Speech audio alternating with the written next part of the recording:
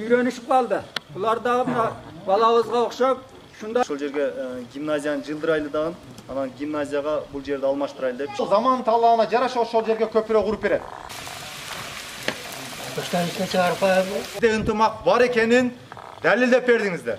Bir adam akça karmavaş gerek. Бездерге. Мага айырмасы жок, сразу ташап кетем.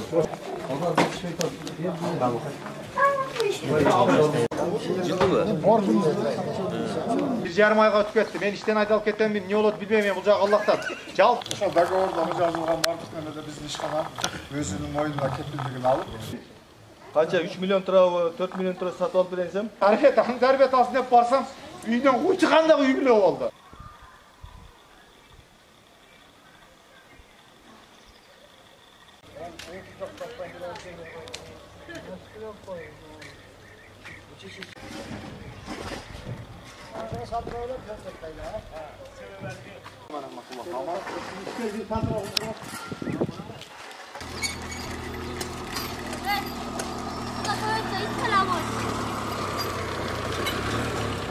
Kumda koyduk.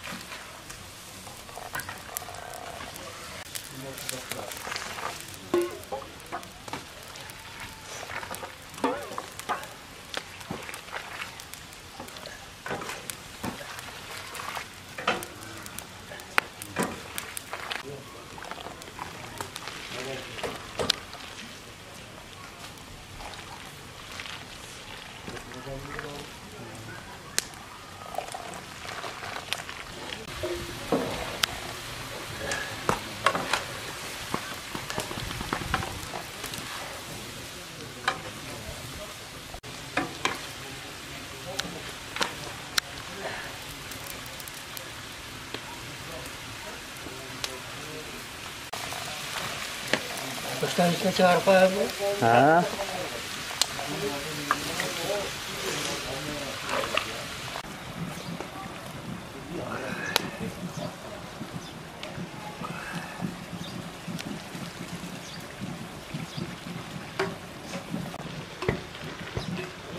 Bravo.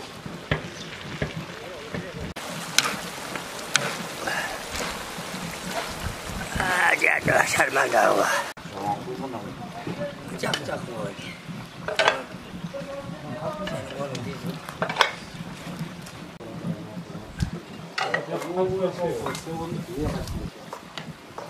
Pasal tahu.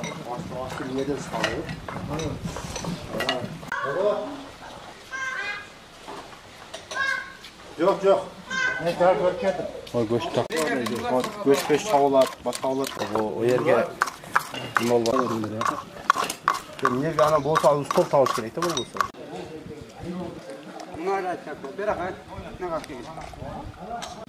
Nega? Puli kırak bulatlı dese. Puli kırak bulatlı de.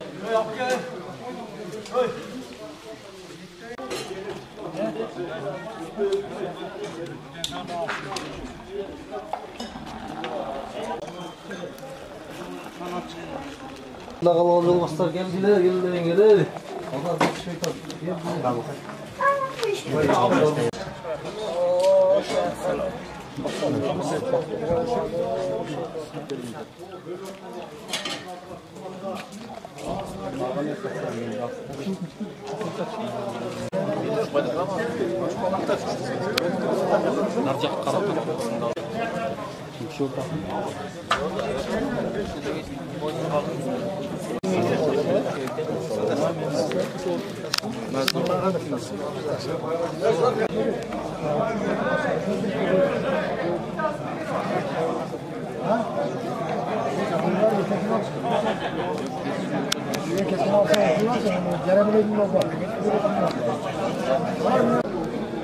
diye basıyoruz. Ama burada zaman. Çarkıdır. Rahat kalmaz.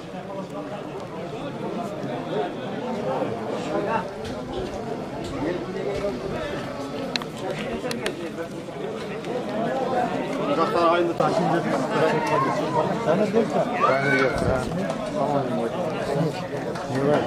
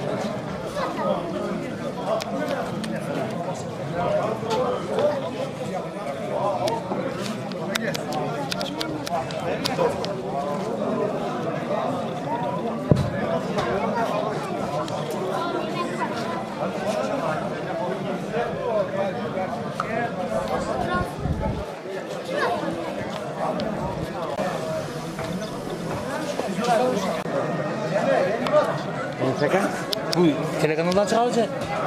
Kaç kanal?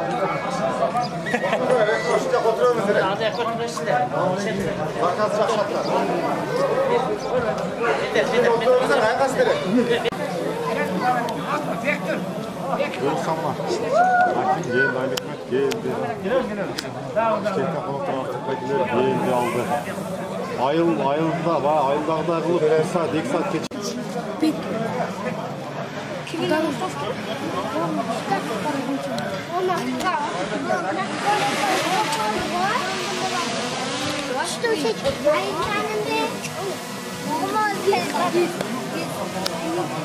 Kolam taraftan. Aleyküm asselam ve rahmetullah. Ya Allah'a şükür sizlerin dualarından duruyoruz da. Şu çoğuracak, kolumlar çoğuracak. Ne tam koyduk mu?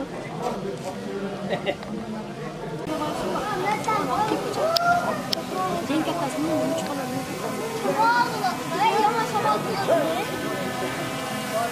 Ay şabal bulat kere. Yavaş olurlar yıkılacak. Waktu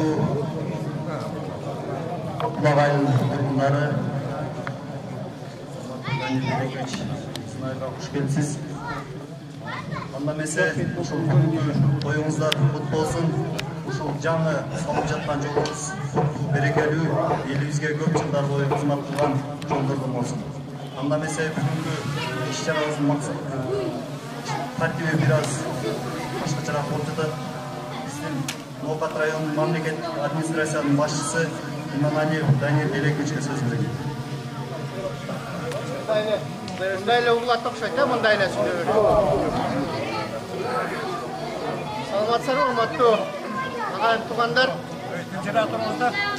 Урматтуу бир туугандар.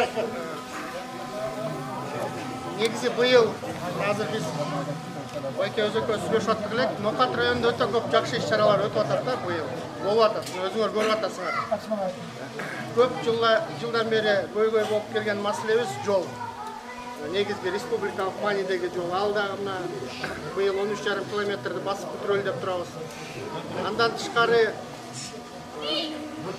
так айтканда 16 социалдык объект курулуп атат. Эртең бүрсү күнү бир бала бакчаны, бир мектепти ишке беребиз. Ишкерди колдоочу иш-чаралар өтүп атат. Анда бүгүнкү күнү мүмкүнчүлүк менен колдонуп, мына 30 августта биз мамлекетибиздин эгемендүүлүгү арналган жана Насирдин Исанов атабыздын 80 жылдык мааракесин Көкбелде чоң иш-чара өткөзөбүз. Озу итигилет, театралдык көрсөтмө болот. Анан министрлер кабинет төрагасы Акылбек Жапаров агабыз өзү келет. Анан мүмкүнчүлүк менен колдонуп ошол жака дагы силерди чакырып коет элем.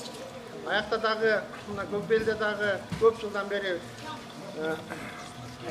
чечилбей келген суу маселеси бар эле, 45 миллион сомдук. Ошол иш-чара Кудай буйруса бүткөнү турат. Анан мен айтайын деп атканым, ушундай мамлекеттик деңгээлде жасалып аткан иш-чаралардын арасында элдер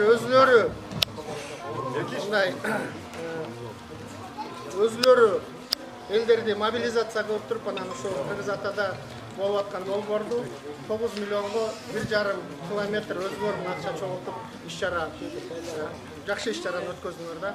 Анан бул эмненин белгиси, ынтымагыбыздын, биримдигибиздин. Мына жаңы эле Байке менен сүйлөшүп атабыз, качан эл мына активдүү өзүнүн жумушуна, өзүнүн жашоосуна киришсе, ошондо анда жумуш астыга жылат.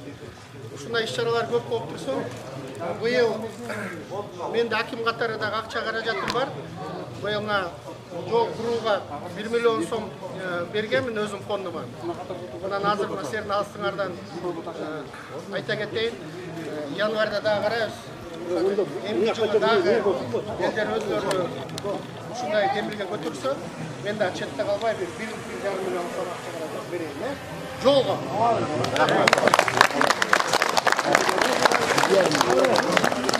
Биздин угатканбыз четте жүргөн жарандарыбыз, биздин четте жүргөн туугандар акча каражат бөлүп берип атышат. Аларга салам айтып болду, ачылыгын айталы.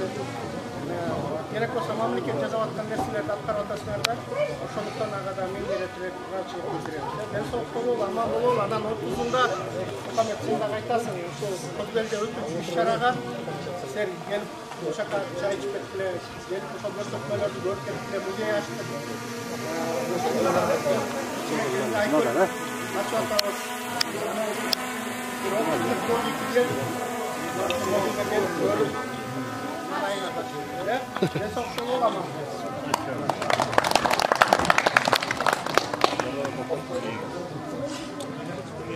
Нокат райондук мамлекеттик администрациясынын ыраазычылык каты менен Нокат райондук социалдык экономикалык өнүгүүсүнө жана инфраструктурасын өсүүсүнө кошкон салым үчүн жеке ишкер Нарматов Илгизбек Таштанбековичке ыраазычылык барагы ыйгармак.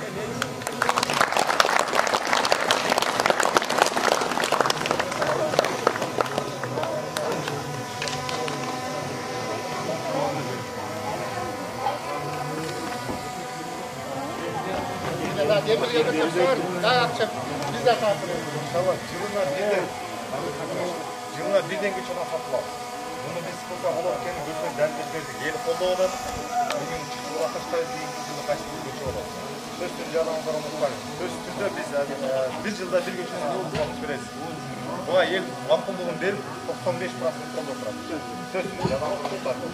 Биргеликте сөз туралы. Нерсени айтып коюшум керек да эми унутпаганча. Иштеп атканыма 2 жылдан ашты, 2,5 жыл болуп калды.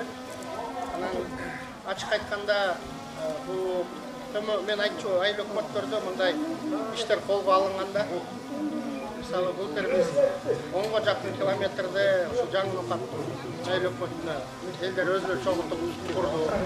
Махмудовдо куруп атышат, Гүлистанда куруп атат.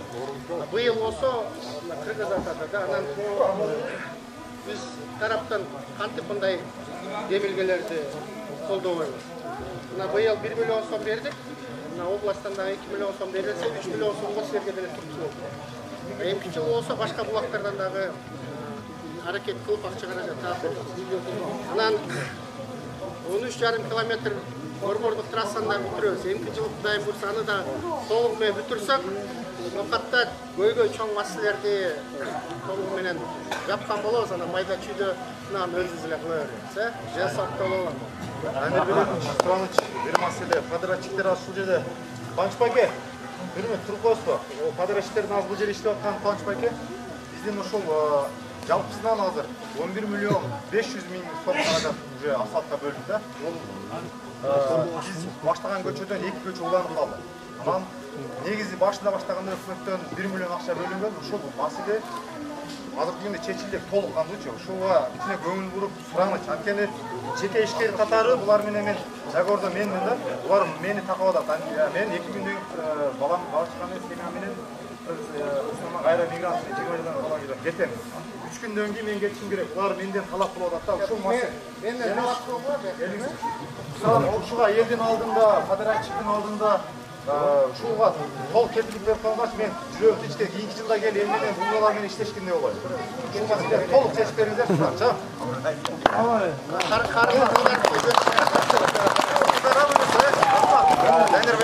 Терең ыраазычылык. Алла разы болсун. Буйрса Атамекен өнү жолунда биз сөз түрдө Атамекен жардам кылабыз. Жакында Кыргызстан өнү сомагын катары толуктайбыз. Рахмат. Атамекен биз Туп батыр, рахмат. Рахмат, терең разышылық. Отырыңыздар, даңқ тартыңыздар.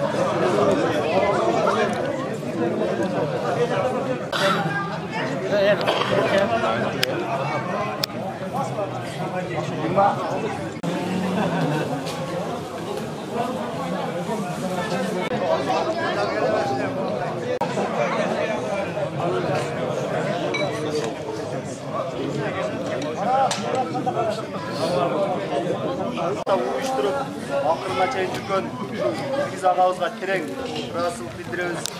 Анан ушул жолго азбы көппү ким канчалык салым кошсо, Алла Таала бардыгын үй бүлөсүнө тынччылык, биримдүүлүк, ынтымактуулук берген болсун.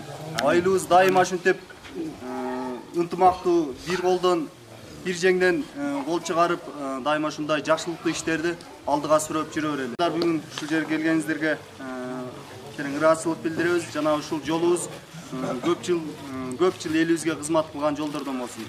Анда эмесе ушул айылдык кеңештин жана айыл өкмөттүн ардак грамоталары бар эле. Ушуну тапшырып коюуга уруксат этиңиздер.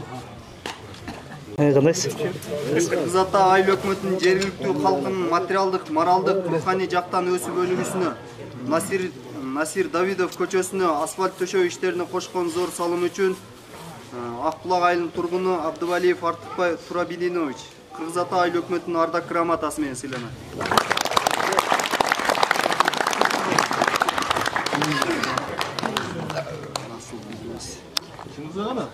Elgiz en birinci ilgizge öl gerek da.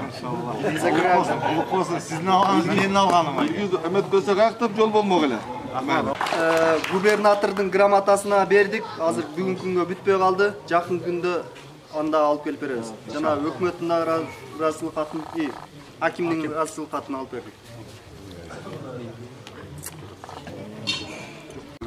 Кыргыз Ата айыл өкмөтүнүн жергиликтүү калкынын ошондой эле грамота Абдыкаров Сүймай Балтабаевичке берилет. Айылдык кеңештин грамотасы.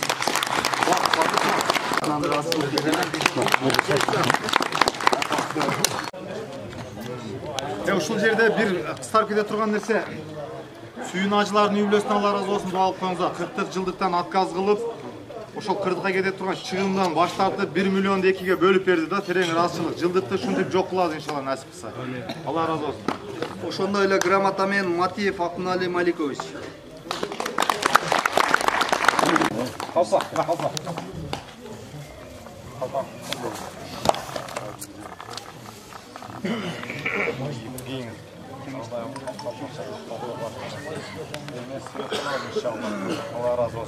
Жолдубаев Сүймөнкул Акбаралиевич, Кыргыз Ата айылдык кеңешинин грамотасы.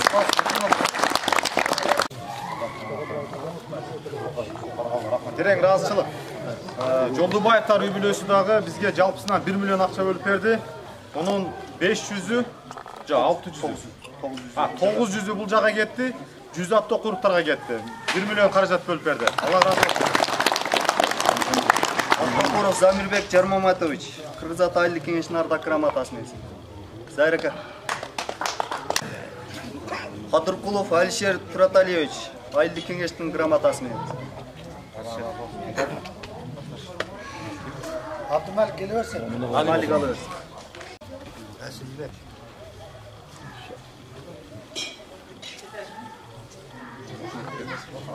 Кудайбердиев Жорабек Тойчиевич.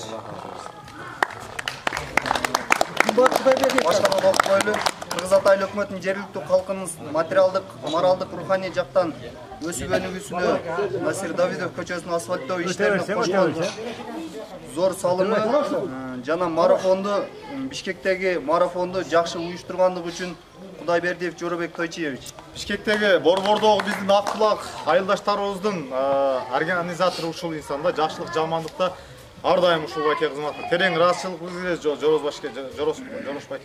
Жорош бакенин кыйындыгынан, организаторлук бакы, таланттуулардыгынан кече 4 миллион 102 миң акча чогулуп келди да. Терең ыраазычылык, Алла ыраазы болсун.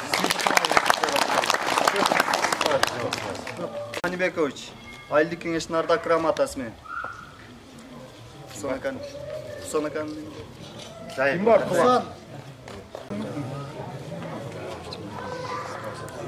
Кыргыз Ата айыл өкмөтүнүн жергиликтүү калктын материалдык, моралдык, руханий жактан өсүп өнүгүүсүнө Насир Давидов көчөсүнүн асфальт төшөө иштерине кошкон зор салым үчүн Акбулак айылынын тургуну, Россия Федерациясынын Акбулак коомунун төрагасы Мураталиев Жусупбек Мураталиевич.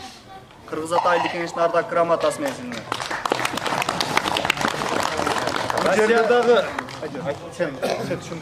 Уулдарыңыздардын, балдарыңыздар Россияда жана башка жакта мигрант болуп жүрүшөт.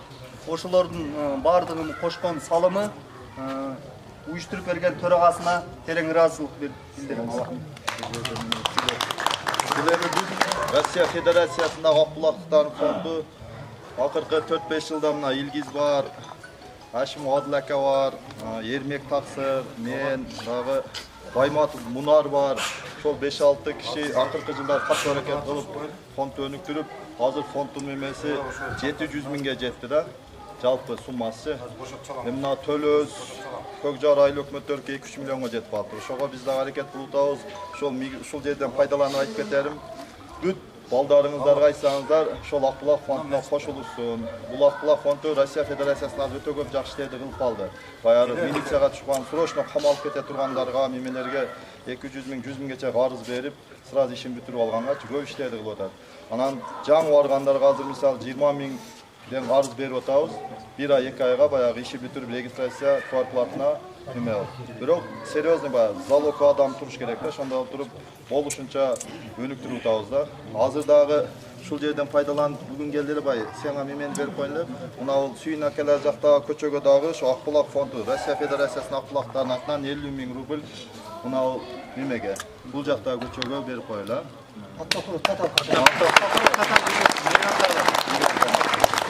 Ушул көчөнүн улайла биз дагы ушул Аттокурук Татал көчөсүн баштадык. 260 метр аралык 1,5 миллион сомго сүйлөшүп, жакын күндөрдө басылат. Мигранттардан келген акчасы. Рахмат, Алла ыраазы болсун. Амин. Мигранттарга урмат жакшылар, ар бир үйдө бизде мигрант бар да. Финансылык фондунун төрагасы азыр Жусуп аке. Талаа түздө жүрөбүз. Бул биринчи очерет мигранттын кызыкчылыгына Россиядагы Акбулак финанс фонду. Балдарыңыздарды айтыңыздар, кошулсун. Болгон 300 рубль. 300 рубль уже 500гө көтөрүлдү болуш керек. Төрага көтөрдүңүздөрбү 500гө? 500 сом, айына болгону 500 сом. Бирок ошол мезгилде өзүнө эмне кепилдик ала алат ошол фонддон. Азыркы төрага айткандай, акча срочно керек болсо 20 миң акча ала алат. Башына бир Кудай сакта бир кырсык келип калып, чоң сумма керек болуп калган болсо, Акбулак финансылык фонду жардамга кол сунат. 100 миң, 200 миңге чейин маселесин чечип берет. Андан сырткары Кудай сактасын. Бардыгыбыз келүүчүбүз, кетүүчүбүз. Рызкысы таладан түгөнгөн болсо, груз 200ге дагы Акбулак финанс фондуна 100 миңге жакын, жалпысынан 70 миң Ноқат фондунан 50 миң Акбулак фонду кайтарымды. Жалпы 120бы? Жалпы 120 миңди өзүнө кепилдик алат. Түшүнөтсүздөр, бул серьезный маселе. Просто түшүнбөй атат жаштарчы. Түшүнбөй атат. Бул өздөрүнүн биринчи очерет кызыкчылык. Андан кийинкиси ата мекендин, мамлекеттин өнүгүүсүнө чоң бир салым урмат жакшылар. Кыргызстан өнүгүүсү багытындабыз. Бизге болгон ынтымак, биримдик керек. Мезгил жетип келди. Ата мекен, президент, депутат, өкмөт эмне кылды эмес, мен ата мекенге эмне кылдым деп өзгө суроо бере турган мезгилге жетип келди урмат жаштар. Ошого туура түшүндүрүп, айына Алла ыраазычылык үчүн деп жан сагатакы деп 5төн бергиле деп үйрөтүңүздөр. Суран силерге терең ыраазычылык. Жалпы Акбулак элинен терең ыраазычылык мигранттарга. Дуа кылып коюңуздар. Жолдубаев Акбарали Кыргыз Ата айыл өкмөтүнүн ардак грамотасы менен сыйланат.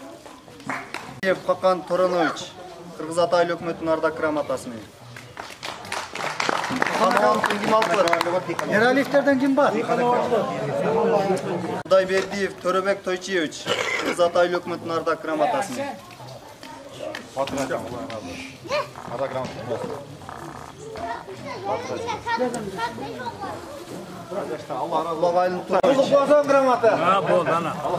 Altınbek.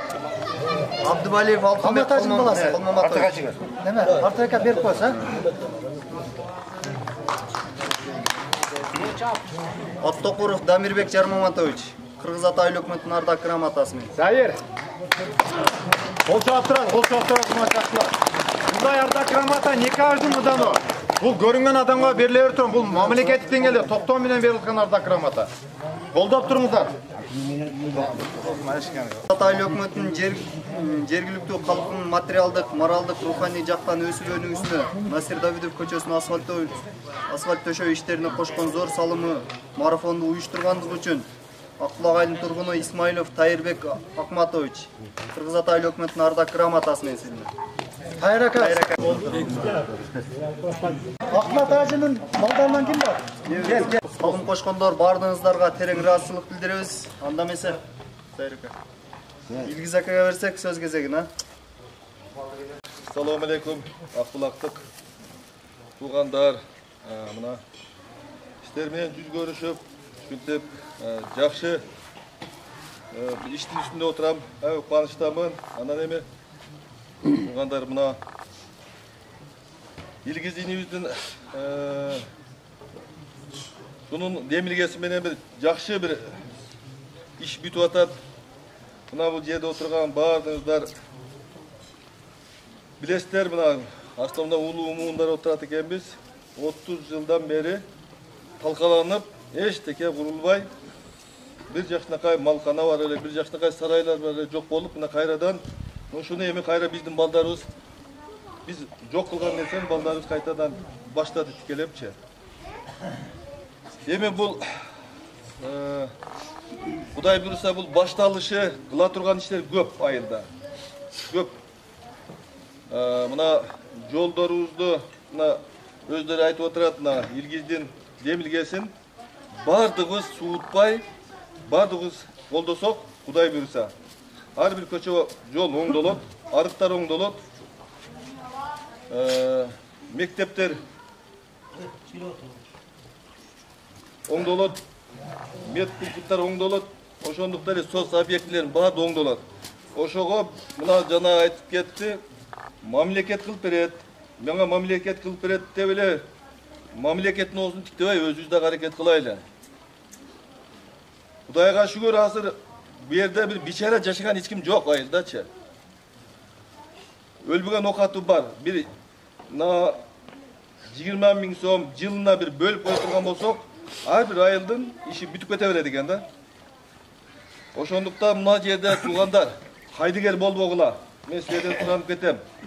Мына силерге караганда мен эми мактанып айтпайм. Силерден көп нерсени көрдүм, көп нерсени билем, аны жашыра албайм.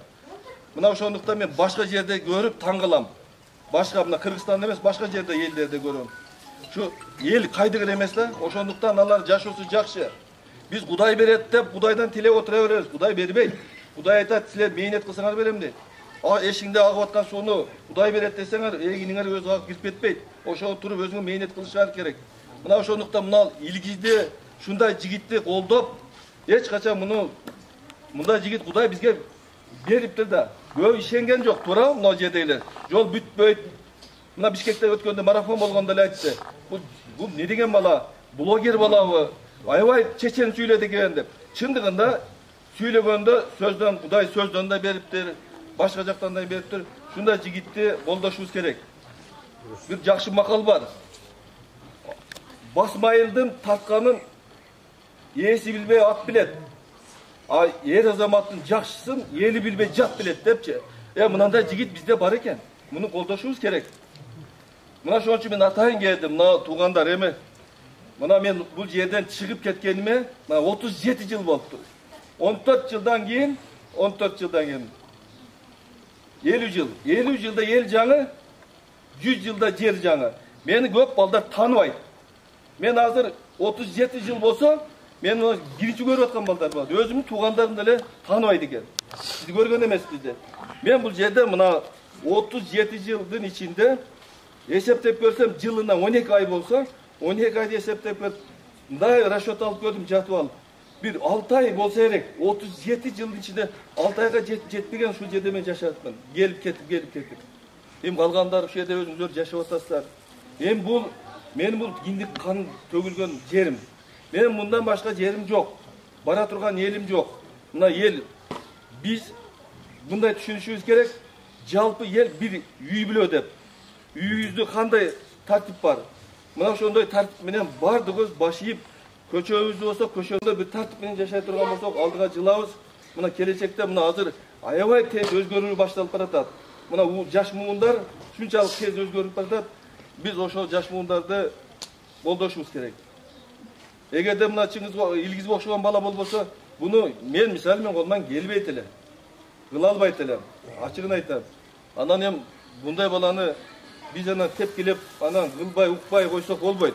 Анан эми мына жерде иш бүттү, Кудай буйруса дагалда жакшы көп иштер бар, кылабыз. Дайым колдошубуз керек, жаштар колдош керек айрыкча.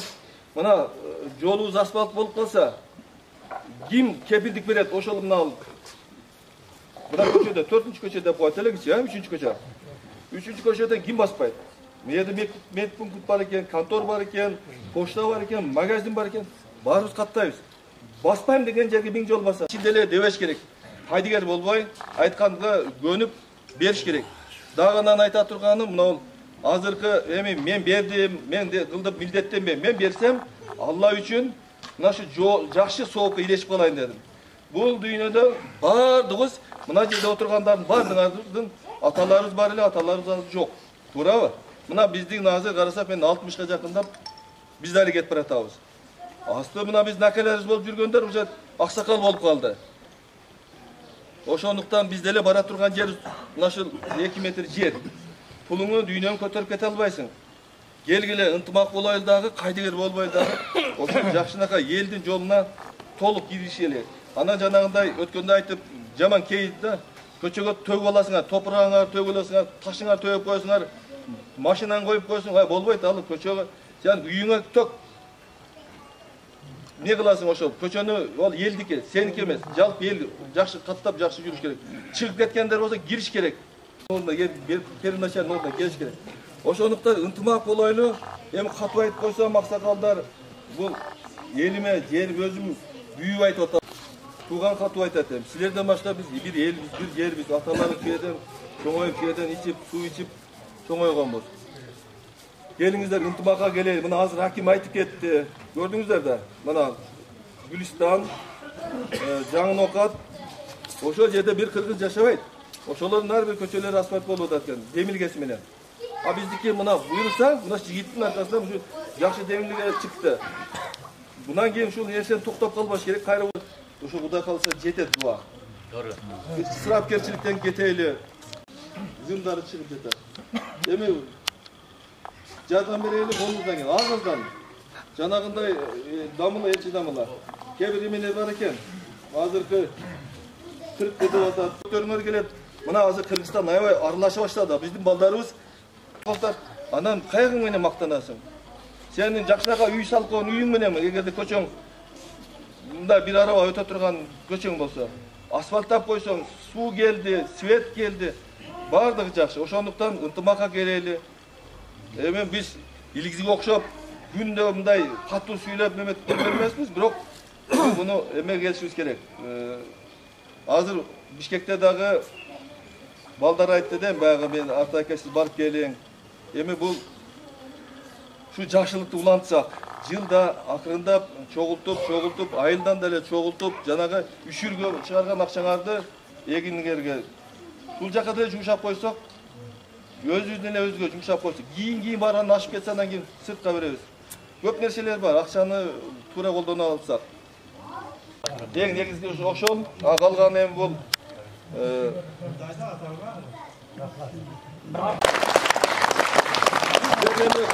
Sizlerdi maqtoo, ayıl ökmetlerinde Muhammed Metkön'de jolugуп сүйлөшкөм да. Бул маселе корейский проект бар экен. Ошодон bir 30 milyon артака биз чечилип атат. Бул проекттин акчасы. Биз ошо акча менен буну Токмокулакка чейин жеткиребиз деп Мухаммед мага өткөндө bir жолукканда айткан. Bir иштер менен киргем. Бул маселе, лоток маселеси өтө оор маселе. Ачык айтып коеюн. Мына жерде бирөөңүздүн мына өзүнүн айылынын ичинде bir газыкты жылдыра албай атабыз. Жылдыра албай атабыз. Эми Сталиндин ичине кирип бирөөнүн тереңин же бирөөнүн чаркарына жылдырып көргүлөчү. Кыянча болуп жатып калабыз. Бул жерге мамлекеттин күчү керек. Мен жеке ишкермин. Мен ал жерге bir Сталиндеги бар. Эми ошол жактан суунун каналды жол тар. Ал жолго чыгып кеткен, каналга кирип кеткен адамдардын немесичи, лотогу жабыштырып койгон. Эми аны жылдыр деп эч ким жылдыра албайбыз. Буга мамлекеттин күчү жанагындай бир закон менен такап туруп, ошондо гана жылдырып, азыр мына айыл өкмөттүн гана күчү жетет. Ал айтат, мына жериң сен чыгып кеттиң, тез артка кайткын дейт. Айттым го, мен 37 жылдан бери жашабайм. Мен бирок şu жердикмин. Бергеним ушул элим үчүн деп бердим. Кудай буйрса дагы да бере берели, да берем. Кийинки жылы дагы катышам, жакшылыктарга дайым катышам. Анан кийин жанагы лотокту мен азыр силерге чечип беришим. Эгерде шайланып, эми шайлоо темасы болуп кетти. Эгер шайланып калганда аким бир жерде турат эле, губернатор бир жерде турат эле, билесиздер да. Бул чоңдун көчүгү тегермен айлатат экен. Анан эми азыр мен акимде жүр. Жол үйүнө барба, берген жолго турган болот да. Бул маселени чечем деп аракет мен убада берген. Кудай буйрса бул чечилип калыш керек. Мектеп турат да. Баардыгыңыздар менен көрүп атасыз. Мечит тосулуп калган да. Эч ким көрбөйт. Каерде мечит бар экен деп издеп келсе, жат бирөө келсе таппайт. Şu мечитти мен жылдырып берейин. Канча 3 миллион турабы, 4 миллион тура сатып алып берейин десем, айыл өкмөткө кирсек сатылбайт деп койду. Сатылбайт. Бул жер менен жер гана алмашат деди. Ошол маселе азыр бул Кудайдын буйругу. Мен эми ниет кылып койдум, чечкенге аракет кылам. Ушул жер чечилип калса, мына ушу мектеп алынып калса, мунун мечиттин асты кенен ачылып, мына чоң жолго көргөндө мына ортодон алия кылып туруп, эки жактан гүл анан эмне кылдың деген балдарда суроо берип атат. Акбулак коому деген эме? Карегим Акбулак дегенде сөздөр бар экен. Адам баягы бир аскагы менен 40 адам иштетип атам. Колман келген ишти кылууга керек ал. Ошондуктан баягы бири-бирибиздин жакшылыктарыбызды айтышыбыз керек. Жакшыбызды макташыбыз керек. Мына жерде биздин жакшы эме учурунда мен ошондо деле 1 миллион бергем. Бирок аны айткан эмесмин. Şu elge ушунда пандемия учурундачы. Мындай жардамды берип эле келатам. Анча мынчасын үй салып берип атам. Ошондой кишини акадеп макташыбыз керек. Канча абарекабыз. Ошондой экен. Бул өтөрдү үйүнө туура маман экен. Жеп алып, Кудай жашынакай сос объектилерге алып келгибиз келет. Ал үчүн опять ошол жерге жакыныраак болуш керек экен. Ошондуктан эми туугандар бул айтылбай турган сөздөр. Кийинки келе турган жаштарга дагы коркпош керек экен. Эртең артака абарака чакырды, артака чакырды мен кийинкиси башы кой дейт да. Бу жерден жалаң койчумандарды тарбиялап койчу. Терең ыраазычылык билгизебиз. Аллах разы болсун. Кече марафондо биринчи жолу миллионду сүйлөгөн Артыкбай аке. Артыкбай акеге терең ыраазычылык. Чындыгында биз талап кылганына үйрөнүшүбүз керек да. Артыкбай аке бүгүн келип калды, бүгүн талап кылып атабыз да. Лотоктучу. Бул лотокту ошол кезде убада берди беле, өтсө өтпөсө кылып берем деп. Ошондон кийин ким кызыктар болду, ким артынан түштү, напримерчи. Бүгүн өзү конокко келсе, бүгүн талап кылып атабыз. А керек болсочу чыкмакпыз да ошол кезде эле бүтүрүп алмакпыз. Эгерде бала ыйлабаса сүт кайда дейт го. Талап болбосо Артыкбай аке да өтпөй калды. Ал жакшы сөз айтты. Эгерде Артыкбай аке болгондо бул маселелер давно бүтмөк. Жүрмөк жанында чаким баш болуп башкасы баш болуп. Өзүдөн чыкканга пендеге рахмат айта албасаң, пендеге рахмат айта албаган Роббисине шүгүр келтире албайт дейт. Аллахка шүгүр кылалы, ушундай байкелерибиз бар, жоомат беришин ишкерлер бар. Баштаган ишибиз аягына чыгып турмай чачтылар. Артыкбай аке айыл өкмөт менен сүйлөштүк. Насип кылса, буйруса жанакы Артыкбай акенин дагы бир жакшы иши бар. Артыкбай аке ойдон 10 сотик жерди Алла разы болсун сиз бизге бөлүп берип атат, өзүнүн жери. 10 сотик жерди берип атат. Ошол жөнүндө буйруса айыл өкмөт аркылуу кандай жол менен эмне болот азыр Элмурат менин жанымда болгон айыл өкмөт менен сүйлөшкөндө. Бул маселе чечилди Артыкбай аке. түшүндүрмө берип кетсин азыр мына биздин айдык депутаттардын спикери Элмурат Ине. Кече сиздер Бишкектен келгенден кийин өкмөт болуп чогуу отуруп сүйлөштүк. Ошол жерде Атайкамда айткан келе 10 сотик жерди берейин. Ошол жерге гимназияны жылдырайлы дагы, анан гимназияга бул жерди алмаштырайлы депчи.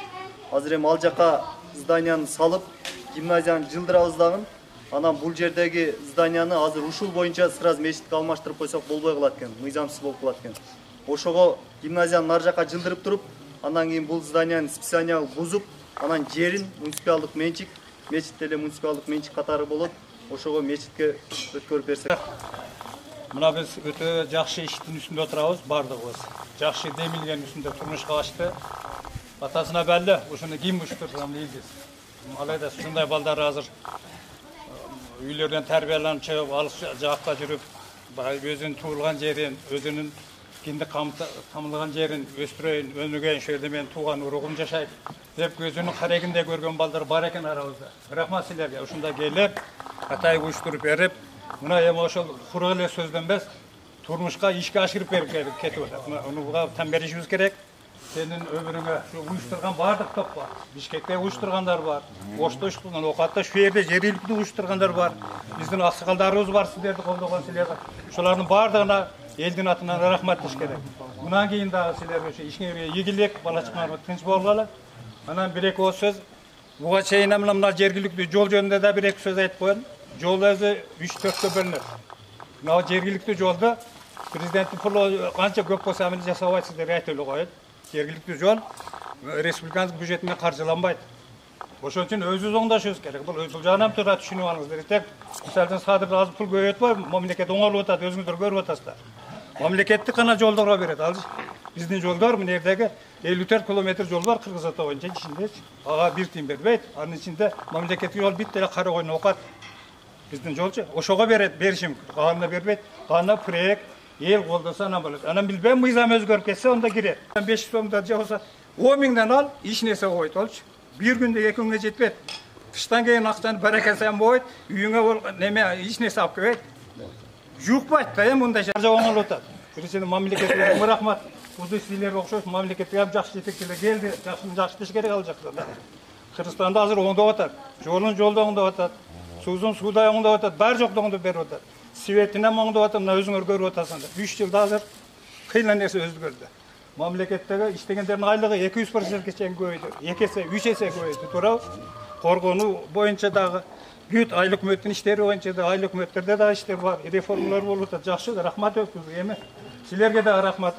Анан экинчи, шуну колдогон элибизге да рахмат силерге да рахмат. Шуну туура түшүнүш керек.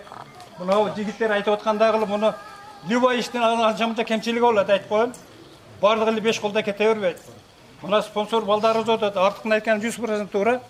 Эми артыкты келечекте дагы бунун үмүтү бар экен. Муну ачык эле айтып атат. Депутат болот экен. Ушундайдан колдоп жүргөндө шайлоо дегенде шайлоодан көп өткөрдүк. Келгенде 20 бөлүнгөндө ташташ керек да. 20 бөлүнгөн. Анан боло турган айылга кичине мындай кол кабыш кыла турган балдарга добуш берип үйрөнөлү. Сөз айткандай, бу жерде жашабасам мен жылда жардам берем дейт. Өмүрүмө баары жылда жардам берип турат. Мына биздин жолубуз 16-17-те. Мына ушундай Давитов толдай узун жолчу мындай эсептегенде. Азыр биз бирөөнү оңдодук. Бирөөнү. Анан калганына оңдош керек. 15 турат. Ошон үчүн бир болайлы, действительно ушундай эл кошулуп көтөрсө баягы канча жүк оор болсо да жеңил болот. Баардыгыбыз биригип турсак. Анан биздин өзүбүздүн бири-бирибизге кадыр баркыбыз, имияткечтигибиз, сиздин биздин ham күчөйт ушундай арканачы. Эл бири-бирин укса да, ушундай болойлу. Анан баягыдай дагы бир суранып кетем.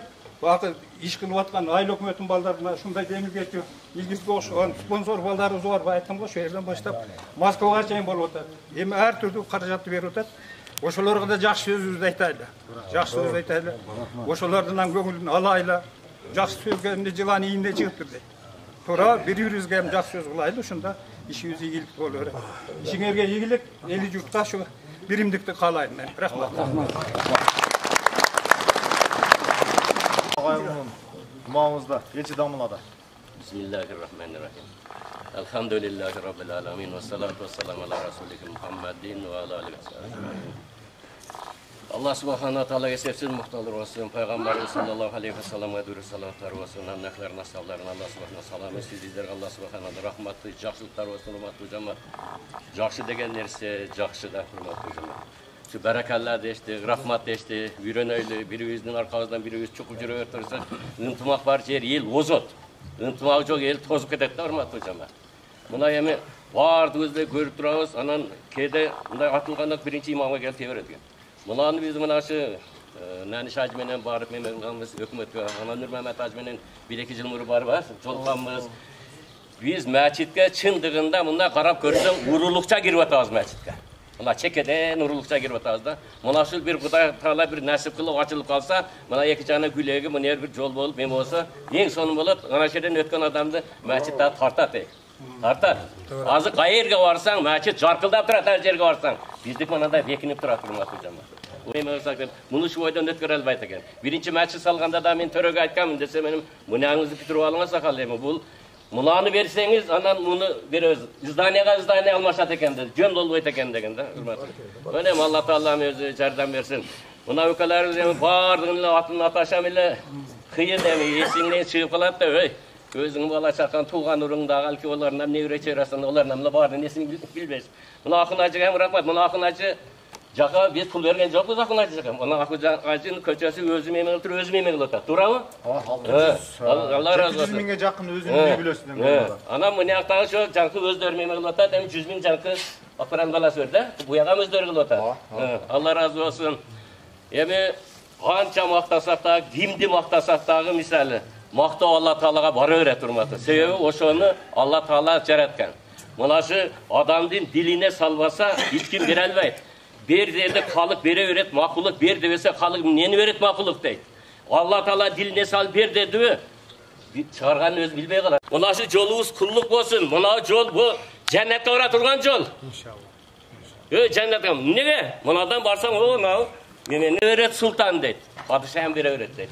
Peygamber sallallahu aleyhi ve sellem sahabaları da ya Resulallah o siz ötüp ketkenде biz qanday qılabыз demi qanday jaşayбыз degende bizni жердин асты жакшы üstü жакшы degende padişahlar deydi.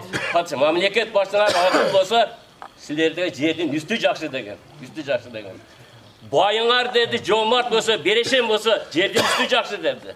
İşiңер мәслихат менен бола турган bolsa жердин üstü жакшы. Eğer padişahlar zalim bola turgan bolsa, bayыңар jumot bola turgan bolsa, işiңер şu ayaldarga kalıp kete turgan bolsa, sizlerge жердин tagi жакшы deyт. Ölgönüңер жакшы деп atat, hurmatly cemaat. Ölgönüңer жакшы atat. Şu bardığına Allah Taala razı olsun. Anan bu özlerini ile maqtay beriş kerek emes özü. Bulardan oşu gelinleri de maqtaş kerek. Gelinleri de maqtaş kerek. Sebebi bir memi akası şunda kıynalıp kalgan eken. Kıynalıp kalgan balasını okutup atat eken. Bana kontrakt ögüş kerek eken. Uy salıp atat eken. Ükasına bu sırasa berbey koyuptur. Berbey koyuptur. Bul degen nerse mınanday aylanıp turap, pastanilonday olup turbayt eken de. Keyin naborot bolup kalıptır. Akası puldarı olup kalıptır. Ükası alçardı olup kalıptır. Bir gün gelip kalıptır, aka pul veriptirin deptir. Boldu kan deptir de. Uy görüp septi açıp atkanda ayalı vartır dağı. Biz ali uy salıp atkanda ükаңыз жардам бербеді ya. Al kontrakты ögüz degende жалдар мемлекеттен hiç бербеді. Жалдар асаған бербей койгона дептир. Башка сөз айтпаптыр. Septi cevap kalktap. Pul kalıptır ükаңыз. Pul kalıptır deptir. Qarasаңыз ey. Pul kalıptır deptir. Mınaka. Mına şu gelinlerdi memesini mına pullar akçalar çıkıp atat ey. Oşolor neme kançı çıkıp atat. Bolsa sekin oyaka bu yaka ol pavrot olup ketet. Hurmatly cemaat. Ve bardığınlardan neme bağlığınların atına ata elbeyim men. Mına migrantlar men mına şerde eske gelgende bardığınlı muhtap eme olatam Allah razı olsun ey. Mına migrantlar başka şerde jüret, ötön şerde jüret. Haliki ördöktün özü çölde olsa hem gözü kölde de buna akbulaktıkta qarap mana 37 yıldan beri jaşap aytam men berip atam daha beri öğrendim atam. Oşo niyetke Allah Taala jetkize öğret. Peygamberimiz aytkan innemel ameli binniyati degen. Oşo bardık nerse niyetine jaraşa bolot degen. Emi kандай kılıp turib biz memeler kança akçalarыбыз bidatка ketip atat. Üççülük dep ketip atat. Akbulak bir mescitke gelesin. Cennetin jolu. Cennetin bağında seyil kılgıla dedi. Peygamberimiz cennetin bağı qaysı ya Resulallah? Cennetin bağı. Mescit dedi. En birinci o çırttan ne olup? Mına şu Mescitke gelip ibadat kılış. Bu mescit bu oyun emas, Allah Taala'nın üyü de koyat. Üyünde namaz okuy turgan bolsan, üyde namaz. Kevrede üyde jaylap atam der. Üyde namaz okuy turgan bolsan, 50% göңүлүң çaçılıp kete turgan bolsa, göңүлүң çaçılıp. Namazın kabul bolbay kalışı mümkün dedi. Eğer de mescitke gelip tur namaz okusan, 100% göңүлүң çaçılıp kete turgan bolsa, namazın kabul dedi. Nege? Allah Taala'nın üyüne geldin, onun hurmatı, cemaatın hurmatı deydi da. Oşun için her bir basıp gelgen adamga savaplar жазылып, günöler öçürülüp, darajalar kötörülüp eken hurmatlı cemaat. Adamdı mına şu günölerin mına şunda bir üstüne koyup koyuyor, mına jelkege mına başa koyup koyuyor. Her bir mına da sajda mene ürkü kılganda, sajda kılganda oşo günöler kesirilip turat deydi. Bizge şunda bir mümkünçülüktü verip turat. Keçinde jattık ele saat durduk. Büyük asalarda Allah Taala özünün ordun. Şu kampirlerge Allah Taala razı olsun bazılar. Ola şunçalak mana şu jol bolup atat dep şunçalak neme kılıp atat. Şu jolunuz kulluk bolsun. Uşunu mene mana şu jakşı işlerge barıp, jakşı işlerge gelip mescitke kattap, özümüzdün işlerimizni bitirişibizdi Allah Taala nasip kılsın. Amin. Hurmatlı cemaat, mana nemede жүрüp, biröөнүн elinde жүрüp, iştep, taup, akçaсын taap, balдар ata enesi näjiga jönötüp atat, Әжіге жөнөтүп атат. Allah razı olsun. Bir yerde bir tane nesi varken de, bir tane nesi varken. Atası balasına aytadigan, akça tap gel, var işte deydigan, sen men peşine eter, men sen peşiningde жазып төлөп калбайм эми, ичине peşine eter iştegin эми деген. Бала эми эрке бала экен, жөнөп атканда апам эмне кылам деген, азмаз тыйым берип коюптур. Мына деп, ол мезгилем кыйын экен да. Тыйым берип коюптур, барыптыр, ойнап келип, атасы келип, атасына келип, İstedim balam, ha istedim bana kadeptir. Alıp durup, bunu alıp suğa kırgıtıktır, anne köl var. Bunu çıkarttır bala, gelip jattı. Ertesi dağı var köl balam işkeden gel, dağı jönöptür, apasına çalkanıp, apasına atayım verip koyuptur. Dağı ket oynap gel. Kanday balam istedim, ha istedim bana kadep. Dağı köl kırgıtıktır. Üçüncü günü dağı memen kılgan apasına çalsa, kıyın kavardı balam dedi. Özün memen kılgan mi? Eptep gel denken var onan, işte onan gen var, kıyın tap gel, pul tap gel. Ne oldu balam denken?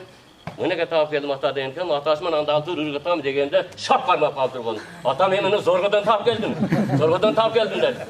Beker nersenin mına adamdın beker nersesi için adam bunday ham neme kılıvermey, güybey. Janыңа haliki pul çıkardan çıkar. Mına asfaltı hem akı jakşına kıl özümüz güyüp, mına sular aşmasın, arıktardı çavuş gerek. Mına elektrik energiya stalvaral gelip atat, bu kadar adamların salımları var. Mına jaup meme bolot деп atat, zım bolot деп atat. Önügü de rahmat eyle, balдар işledi. Ana mına ilgizi kamday memeler dağı çıkıp bir koldop meme kıla her bir üyge girip çıktı. Bu yerde jakşı sözlemi kat, jaman sözlemi kat, her kıl sözler bu kat da. Baksana lekem lan. De bere koy, her kıl sözler. Jolun ne keregi var, şu joldan emne жүрgömiz degender bular. Mına hem Allah'a şükür. Allah Taala nasip kıldı şu joldu. Bardığınızga kulluk bolsun. Bardıq sponsorlarga Allah razı olsun. Bergenlerge, şu pata kılganlarga Allah Taala razı olsun. Rahmat. Sırttan действительно köçödөн акча чогулуп келип берип атты. Анан бизде азыр 3 үй бүлө 40 жылдыктан отказ кылды го. Алардан сырткарыдагы үйлөргө барып 40 жылдыкты токтот деди. 40 жылдыкты токтотконго аракет кылып атат. 40 жылдыкты токтотуп бериш сиздин колуңузда. Иншалла. Сиз токтотосуз иншалла. Эл угабыз. 40 жылдыкты токтотойлор бачаңыз. Бизге курмамыздын кереги жок, арнамыз керек. 40 жылдыктан бир тыйын пайдасы жок. Берели алар разычылык үчүн жолго, мечитке, медресеге, мына гимназия деп атат. Айылдын целый көйгөйлөрүнө берели ошол нерсени, ошондон пайда табасыздар. Кыяматка чейин пайдасы бар. Терең разычылык Акулак айылынын ымамына да разычылык. Маликов Акын ажаштабызга берели. Ылдыйкы көчөдө биздин баштаган ишибизди кабырга чейин алып барып, өзүнүн үй бүлөсүнө 700 миңден ашык акча спонсорлук, демөөрчүлүк кылып берди. Андан сырткары ошол көчөдөгү тургундар дагы кеминде 40 миңден чогултуп, ал жакта 1 миллион 300 каражат бөлүнүп, чогулуп, баштаган ишибиз ошо кабырга чейин узарып калды. Аштан да сөз, бисмилла. Assalamu alaikum. Тургандар. Буга азым ачаштар. Биринчиден мына шу жерде отурган Акулак элине баарыңыздарга чоң рахмат.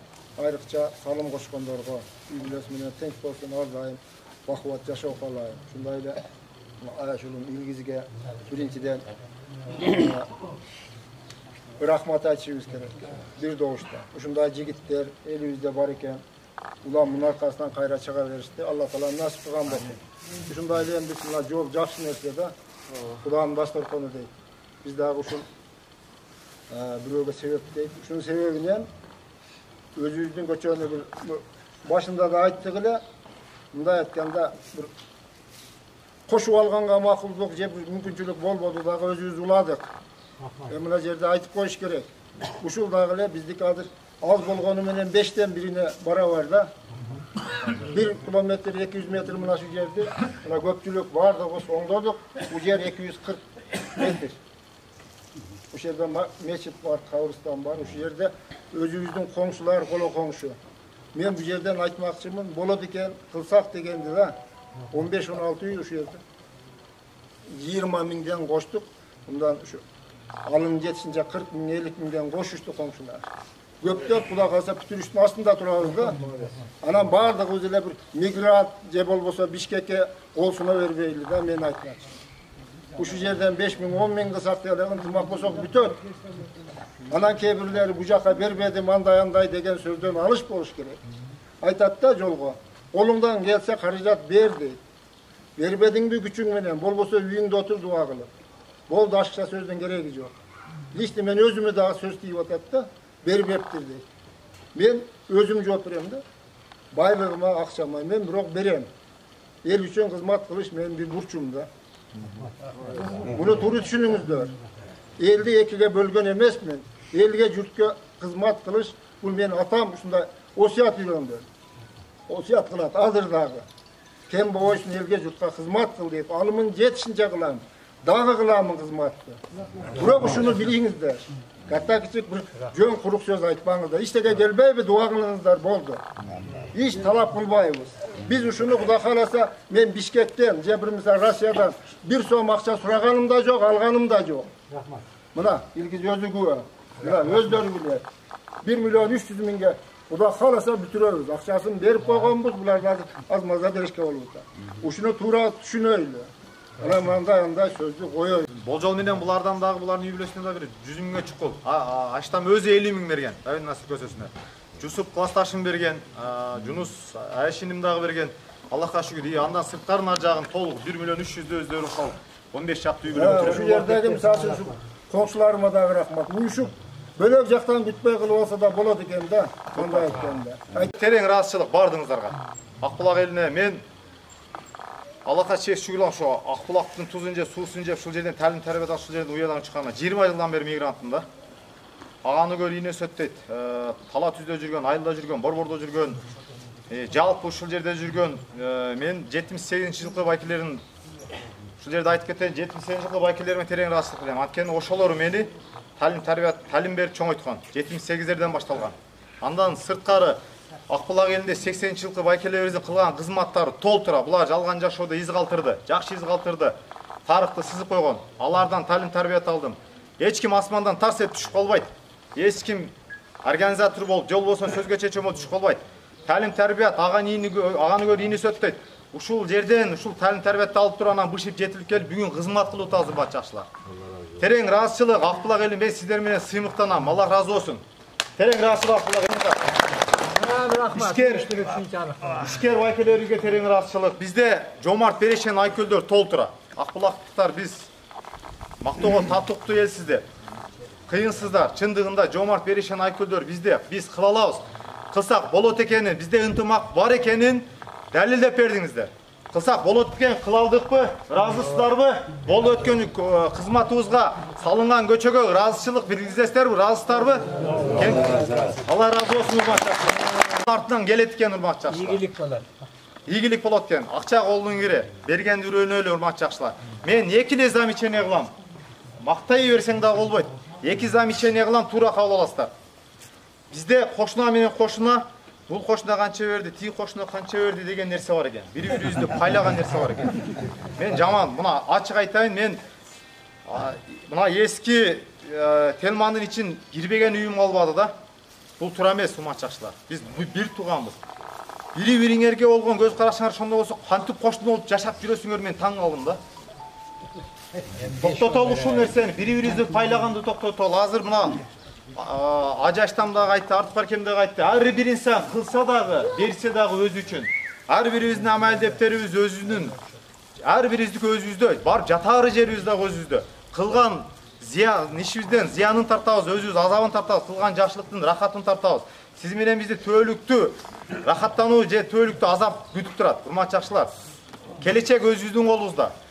Алыскы туугандан жакынкы кошуна дейт. Кошуналар ынтымак бололу, бириндик бололу. Бардыгыңыздарды ынтымакка чакырып кетем.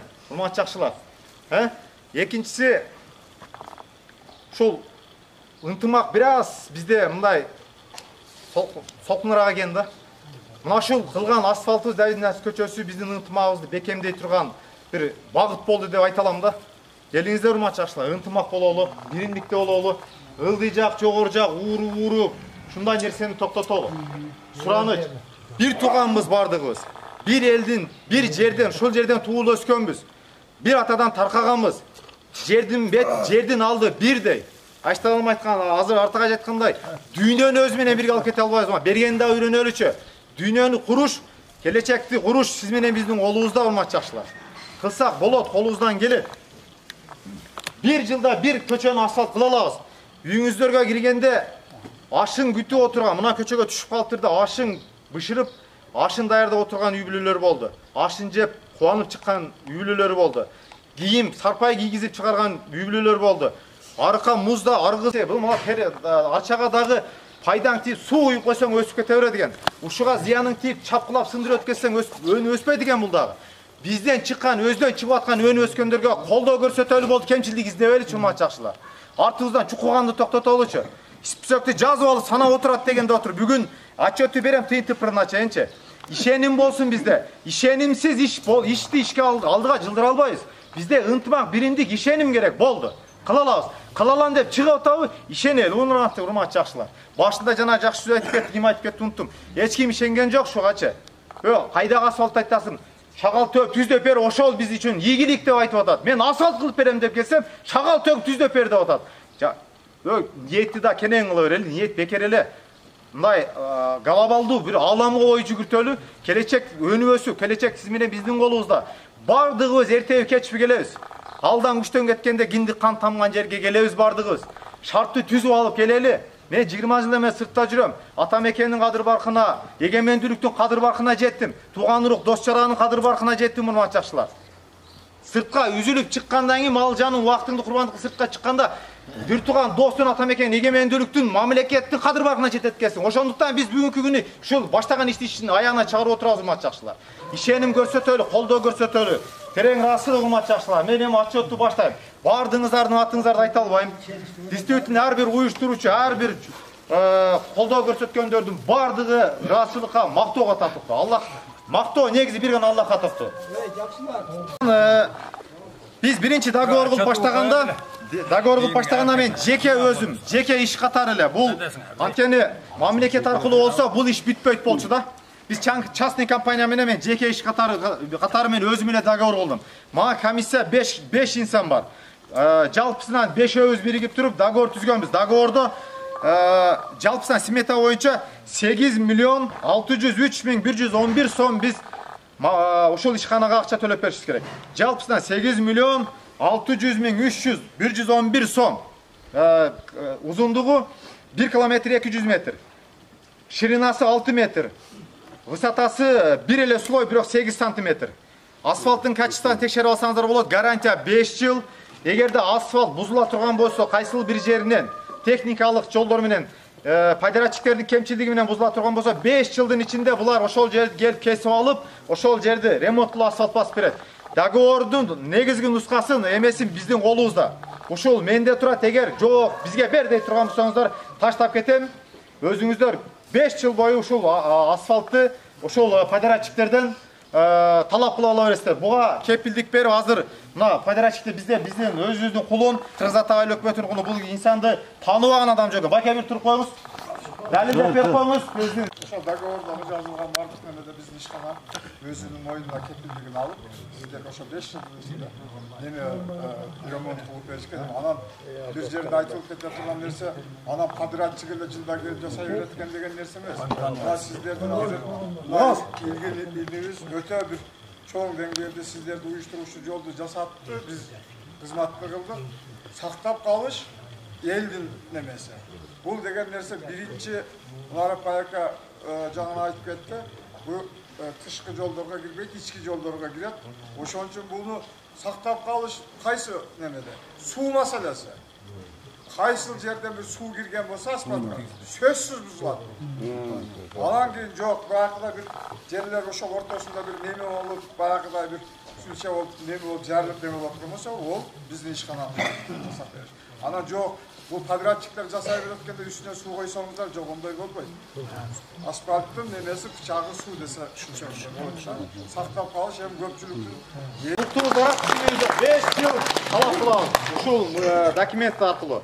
Азыр мен унутуп калган жана 3-чү замечание. 3-чү замечание. Бардыңыздардын колуңуздарда бар экен да. Мен үйлөргө кирип чыктым да, Аллахка шүгүр жашоодо жашап экенбиз. Үйүңүздөр кеминде 15 миллион, 20 миллиондук үйдө жашап атат экенбиз да. Бирок колунда барлар дагы мени 3-4 жолдон бардырып бергендер болду да. Андай тура келбейт. Тура келбейт. Бул мусулманчылыкка дагы, адамгерчиликке дагы жакшы келбейт. Бергенди үйрөнөлү. Ошону айтып кетким келди эле, аябай айткым келди эле, унутуп калыптырмын. Кыскасы ошол, жалпысынан бул жерде дагы бир терең ыраазычылык билгизе турган нерсе бул подрядчиктерге. Башында договор кылганыбызда квадрат метри 1270 сомдон башталган. 1270 сомдон 1 квадрат метр асфальт бизге 1270 сомдон тура келген. Кийин булар менен кайра встреча кылып отуруп, Бишкектен тааныш билиш кылып отуруп, Кеңеш байке өткө кече келип кетип, булардын дагы үстүнөн бир байке бар, Жомар Берешен, ал дагы ушу көтөрмөнүн асфальттын басына себепкер болгон. Ушул байкелер менен отуруп, Кубаныч байке ушул жерди кимде талаш тартыш кылып отуруп, байкенин дагы бизге кызмат өтө чоң. Жалпысынан 900 миң скидка кылып беришкен ошондо. 900 миң скидка кандай болуп пайда болгон? 270 сом квадрат метрди биз 1150 сомго түшүргөнбүз. 1150 сомго силерге да соо тисинде отуруп, квадрат метрин 1150-ге түшүргөнү 900 миң скидка болгон. И плюс андан сырткары дагы, кечеки күнү биз Бишкекке бар марафон өткөзүп келгенде, биринчи марафондо болгон 3,5 миллион акча чогулуп калды. Андан кийин дагы келди дагы, жалпы Бишкектен 4 миллион 102 миң акча келди. Биринчи марафондан келгенде 1,5 миллион жетпей калды, элге кайрылуу жасап, сүйлөшүп отуруп, анын алдында биринчи договор кылганда дагы ошол сумманы 8 миллион 603 111-ин алып салып эле, тоголо келе кылалы 8,5 миллион деп суранганбыз. Башында макул болушкан. Кийин анан буларда мына асфальт дефицит болуп, ошту блокировать салды. Бурон салды. Булар өзгөндөн ташы баштады. Өзгөндөн таш аябай кымбатка турган келип калды. Андан азыр вообще эле асфальт жок, даже ошо өзгөндөн да келбей атат да. Азыркы күнү асфальт дефицит болгону менен нокат жолуна бүт бурон болгону байланыштуу бүтпөй тура. Азыр Кызыл Кия менен договор кылыптыр, бүгүн эртең келип бүтөт толугу менен. Анткени биз акчасын 100% толугу менен төлөп бүткөнбүз. Ойлобоңуздар, анан акча жетпей калып, акча жетип ашты. Мен бүгүнкү акчанын дагы азыр айтып таштап кетем. Акча толугу менен 100% төлөнгөн. Байке 1-2 күндө толук 100% бүтөбү? Бүтөт. 1-2 күндө асфальт толугу менен 100%. Миллион ол плюста. Миллионду ал айлап мына көрдүңүздөр, аким да мойнуна алды, аким мойнуна алды, демек ал төлөп берет деген нерсе. Подрядчиктер азыр өздөрү бир мамлекетте мындай бир банковский сопровождение жок, акчалап турган деңгээлге келип калды. Итого кечеки күнү дагы кыйналып калганда келип, дагы суранып отуруп, итого ошол акчаны биз жалпысынан 7 миллион, элден чогулган акчадан 7 миллион 24 миң акча өткөзгөн экенбиз. 7 миллион 24-кө разы болгула. Башкасы да уже бизде акча жок деп, булар макул болуп, 8 миллион 603 миң 111 эмес, 7 миллион 24 миң акча алды. Калганын алар ачыл үчүн бизден деп туруп, байкенин жардамы менен жалпысынан ошондо 72 миң дагы скидка болду, урматтуу жакшылар. Буларга да Кубаныч байкеге да терең ыраазычылык, дуа кылып коюңуздар.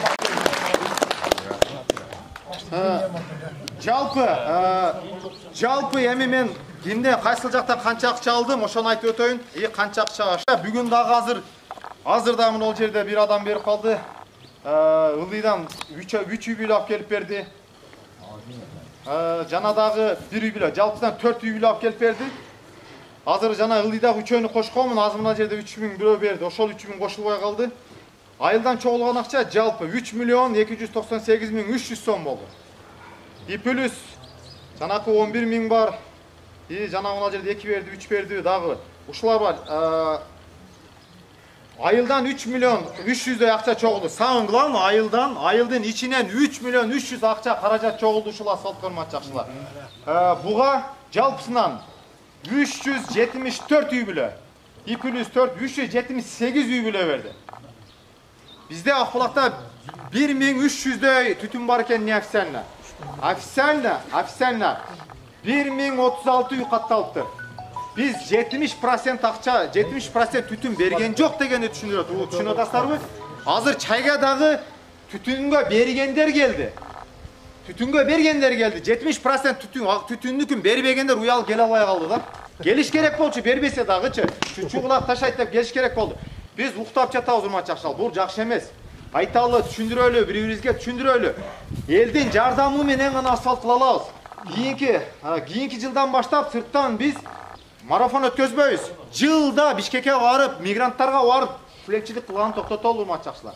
15 миллион 20 миллиондук үйлөрдө жашайт экенбиз. Кантип бир жылда өзүбүздүн айылыбыз, көчөгүбүз асфальт кетсе 10 миң бере албайбыз.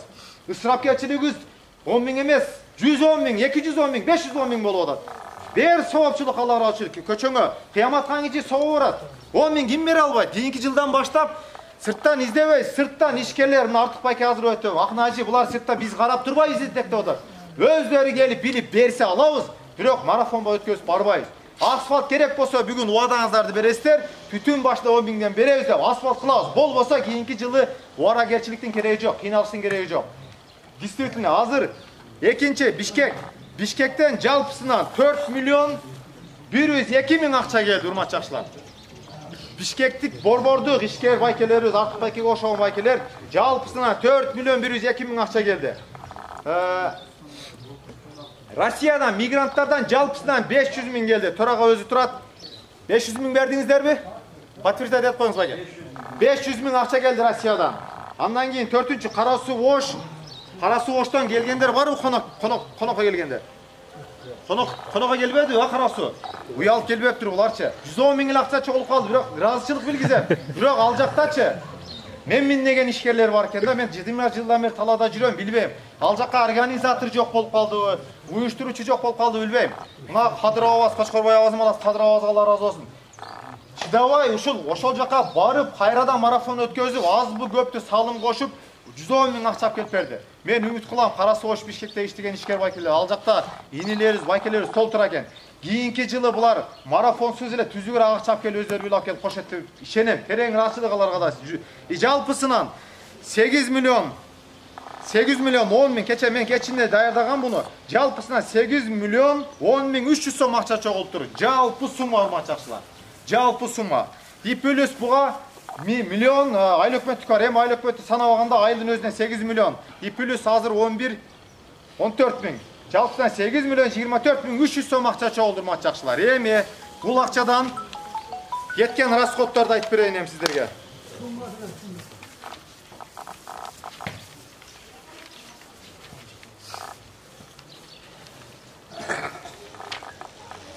Жалпысынан биринчи асфалтка 7 миллион 524 миң акча бердик. Бергенибиз расмы туруңуз байке, подтверждать этиңиз. Аманатыңыздарды жеткиздик, түшүндүңүздөрбү? Бердик, биз карыз эмеспиз булардан. Бүтмөйүнчө техниканы чыгарбайсыздар. Кече биз чыгарбадыкпы? Чыгарбай эл журт менен алып калдык. Эртеси күнү асфальт басылып түшүп кетти. Ылдыйдан башталып атат, акча толук. Акнажи, ашта сиз ылдый жак толук төлөп койгонсуздар, а? Толук төлөнгөн, түшүндүңүздөрбү? Техниканы чыгарбайсыздар, асфальт бүтмөйүнчө. Вот и все, асфальт бүтөт чыгарасыздар. Буга сиздер талап кылганга укуңуздар, анткени сиздерден чогулган акча берилген. Андан кийин огарак ачылдыга 38 миң акча берген. Байке булар сизге тиешелүү экен. 38 миң акча бердимби сизге огарак ачканга? Оштон келген экскаваторга. Жок, мен сизге бердимби? Бердим. Акчаңарды бердим. Көрдүңүздөрбү? Бул акчаны Зайыр айыл башы, туруңуз. 38 миң элдин акчасынан берди. Бул акча, умачакчылар, ушул жерде дагы басы менен айтып кетейин, огарыңыздарды ачкылап, аштырбаган дагы адамдар болду. Ben bары тополоң менен аштырдым. Мен ачуулукка салып эле 10 миллиондук асфальт куруп алсам, кандай огарга ачпайсың деп жиндиликке салып отуруп, заканса огарга түшүрүп койдук. Жогору жактагы огарыктар толук ачыла элек. Эртеңки күндү суу ашырып ирсеңиздер, 10 миллиондук асфальтты соттошуп болсо дагы лично мен келип туруп сиздерди айтам. Сотко берем муну ачаклар. Билиңиздер, элдин кадырындагы, мээнетти дагы бактаганды билиңиздер. Өзүбүздү сыйласа өзгөнү сыйлабайбыз. Өзүбүздү сыйлап үйрөнөлү. Өзүбүздү сыйласа гана өзгөнү сыйлайбыз. Кемпир чалдар батасын берип, пенсиясын берип жол салды. Өзүбүздө сыйлайлы, эшигиңиздердин алдыңыздарды, огарыңыздарды ачыңыздар. Огарыңыздарды ачып бердик. Метрине 700 сомдон санап айыл башына да тура түшүрүп берип коюңуздар. Бул акчанын чогулту айыл башчы.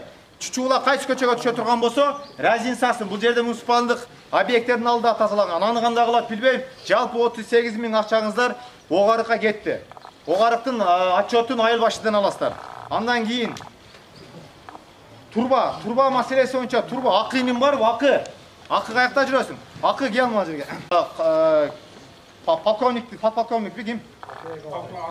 Атабек аштабызбы? Ашта ол аваздын эшигинин алдында эме өттү. Ал жактан ал жерде мындай асфальтты бузуп, ар жерден ача берип турбуз да, баягы чычкан уя салгандай кылыпчы. Бул дагы жакшы эмес умачакчылар. 10 миллиондук асфальтты бузуп албайлы. Ал жерден бирөөсүн алдырдык. Бото ким эле? Маман маллары. Ким эле? Бекен авазга разы, Бекен аваз макул менен эл менен деп туруп трактор менен жулдуруп алып салды. Жакшылыктын эшигин алдын унутуп калыппыз да, жакшылыктын эшигин алдын эмес салдыңызбы? Кран менен жаап салыңыз, суу өтпөй турган кылып. Суу өтпөсүн.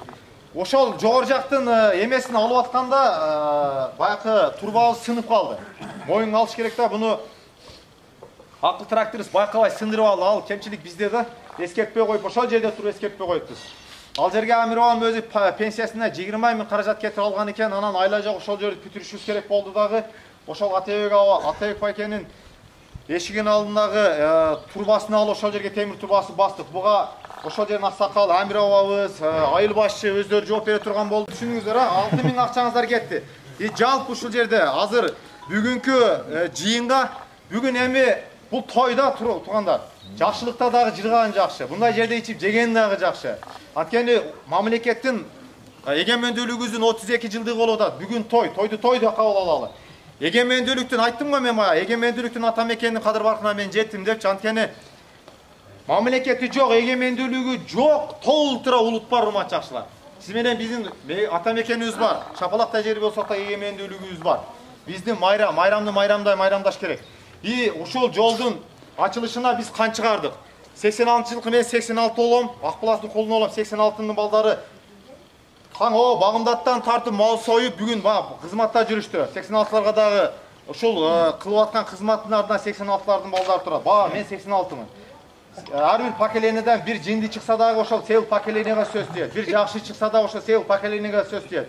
Мен 86 балдарына аягында дуа кылып коюңуздар, кызматты эч кимди жакындатпай, кечеки күндөн бери 2 күндөн бери кызмат кылып жүрөт. 86-ларга бизге аягында жакшы дуа берип коюңуздар. Жалпы сума бүгүнкү жакшылыгыбызга 53 500 каражат кетти. Бунун ичинде союшубуз бар. Союшту биз эми үмүт кылдык эле. Той эгемендүүлүк көпчүлүк келет, бир кой жетпей калат деп мал арзандап кетиптир. Кой да арзан экен. Биз 20 000ге кой ал деп жөнөттүк эле. 28 500ге чоң эле бир мал алып келип союп берди да. 500 бул жака кетти. Азыр эми нары бери болуп калышы мүмкүн, аны кийин кошосу болбосо жок. Жалпы опчу суммадан ашкан каражат, бунун ортосунда бир маселе бар. Мен негизи экиле жумалык мен өзүм мигрантмын. Мен өзүм таксистмин. Доставкада иштейм. Россияда. Пешне терминин акча таап өзүмдүн үй бүлөм болгон. 5 баланын атасы болуп калдым мен дагы. 20 жылдан бери мигрантмын.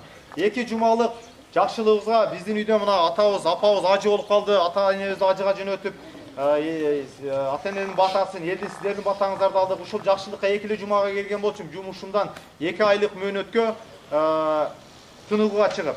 Азыр 2 жумалык мөөнөт тыныгуу меники уже 1,5 айга өтүп кетти. Мен иштен айдалып кетемби, эмне болот билбейм, бул жагы Аллахтан. Жалпысынан менин келип кайра кете турган каражат маселеси ары бери басып жүрүп жок болуп кетти. Белет маселеси аябай сан-сана болуп, ойлонуп турдум эле, бул жака келгенде иштебесең, приход болбосо, доход болбосо, только расход болуп турса ойго салат экен. Belet maselesi ойлonуп турду эле, Allah кадыр зат экен. Көрүп билип туручу зат. Кече Бишкекте мына миллионду берген байкелерибиз чалып чыгып, биз берген миллиондордон белет ал. Белеттин суммасын, белеттерди бизге жөнөтүп кой. Элге муну мен ачык айтаман да дедим. Байкелер ошол Бишкектеги Артбайке ошон биздин жалпы комиссия бул курсидева бардыгы кылган мээнетти барктап мага белет алып берди. Жалпысынан 71 000 сомго мен юбилейме Екатеринбургка белет алып берди. Чындыгында толкундан бая кубандым. Сүйүндүм чындыгында кызмат кылсаң, кызматыңды эл барктаса, бааласа, кийинки жылы кел дагы кызмат кылгың келет экен да. Анан келсең, дагы сен келдиңби деп кече ачык айтайын, үйүнөн кууп чыккан үй-бүлөлөр болду да. Былтыры өрүгүмү кыркып кеттиң, жаңгагымы кыркып кеттиң, балдар мөмө жемиш жейт эле, сен эшигиң алдың асфальт кылганга мен акча бер деп келдиңби деп үйүнөн куучу, балам экөөбүз кууп чыкты эле. Алем болуп кеттим мен. Жаш балам тарбияленди, чыктым эле. Алем болуп кеттим да. Жаштар. Баламды тарбия тасын деп барсам, үйдөн кууп чыкканда үй-бүлө болду. Кек сактабаңыздар жакшылар. Мен келечек үчүн сиздердин кызыкчылыгыңар үчүн кылгам ошол жолду кеңейткенди дагы. Обидно болуп кетти, шодан балам беришпей койдум. Бирок Аллах кадыр зат экен, бүттү. Жакшы инсандар бар, сиздер бар, ушул иш бүттү жакшылар. Ошон үчүн мен сиздерге ыраазычылык билдирип, сиздер менен сыймыктанып атам. Жалпы суммадан 71 000 акчага белет алып бердим жакшылар. Ачык айткан жакшы, эртеңки күнү артыман сөз кетпесин. Эртеңки күнү илгиз жеп койдум, мынанча дейт турган болсо, алдыма келгиле, далилиңер менен келгиле, видеоңор менен келгиле, списоңор менен келгиле. Кийинки жылы иш кыла турганда болот. Өнү өсө турган, кыла турган адамга бут тоспостон, наоборот, жакшы сөз айтып кой экөө жак, таргатарды кеңге кең дүйнө жакшылар. Алаңга жүгүрсүңүздөр, туура кабыл алыңыздар. Жалпысынан, жалпы расходтон сырткары бүгүнкү күнү 300 000, 28 800 акча ашты. Мына урматтуу жакшылар. Шембей аттыңыздар эле кылып бүтүп, акчаңыздар дагы ашты. Кийинки көчөгө уютку болуп акча алып атат урматтуу жакшылар. Бул өтө чоң сумма. 328 800 акча ашып атат. Кылсак болот бекен? Кыла алабы экенбиз? Ишендиңиздерби? Көчөнү асфальт кылабызбы?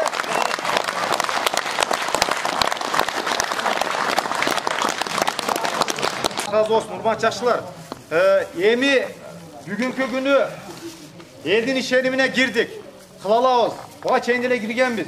Бирок глобалдуу, мындай масштабтуу чоң проекти много миллионный жалпысынан автокуруптардыкын кошкондо 11 миллион, 11,5 миллиондук асфальтты куруп атабыз урматтуу жакшылар.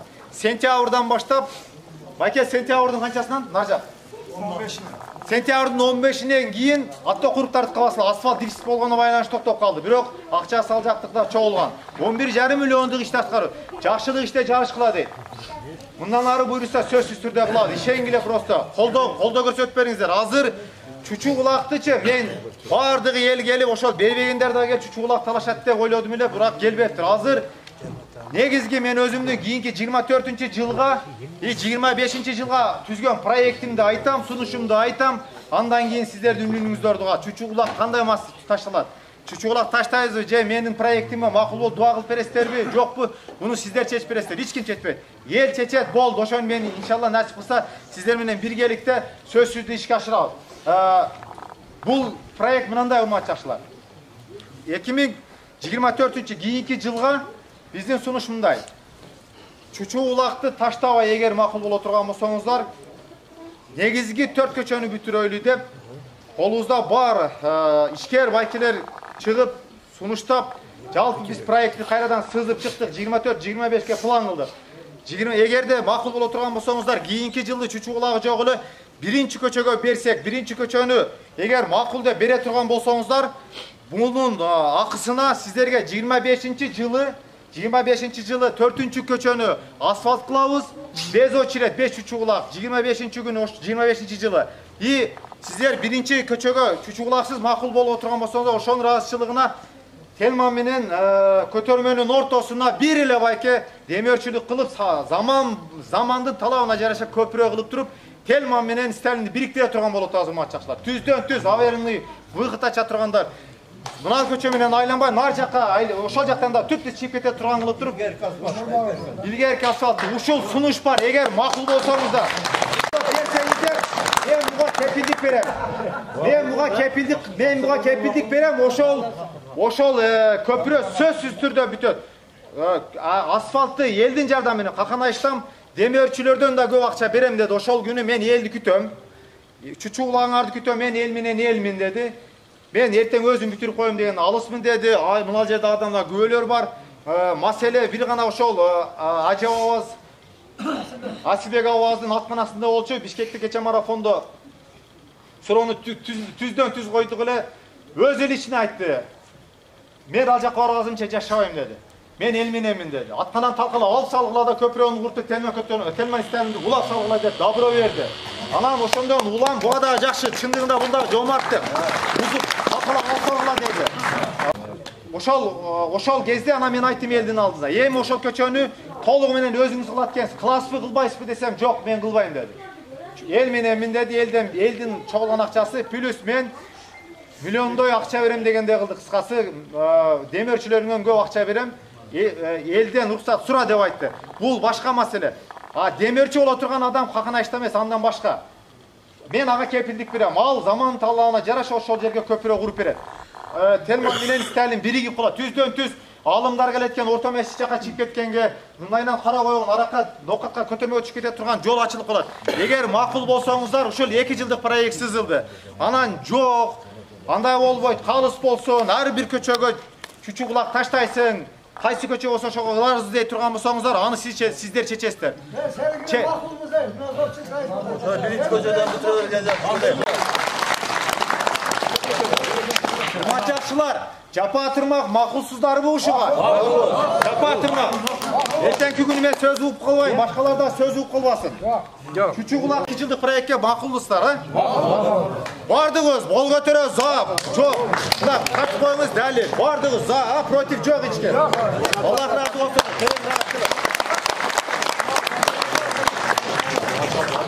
Tereň rahatçılık, ben sizler menen symyktanam inşallah. Bul kolunuzdan gelet.